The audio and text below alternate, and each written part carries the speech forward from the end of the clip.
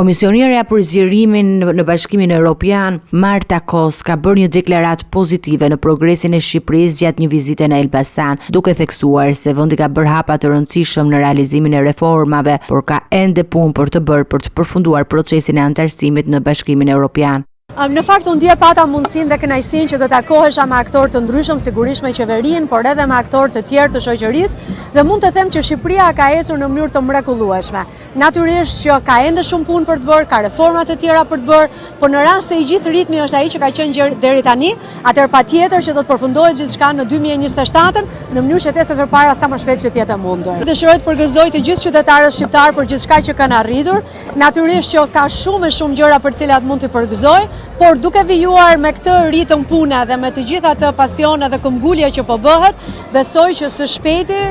sepse natyrisht ka shumë detyra shtëpia për të bërë, po Bashkimi Evropian mos jetë një bashkim me 27 shtete anëtare, por me 28 kur Shqipëria të bëhet shtet anëtare. Kos gjithashtu bëri një urim për shqiptarët me rastin e ditës së verës dhe shpjegoi se kishte vendosur 2 verore në dorën e saj, një për Shqipërinë dhe një për Bashkimin Evropian për të sjellë fat të 2 palëve në rrugën drejt anëtarësimit. I have two. One is for Albania and one is for Europe.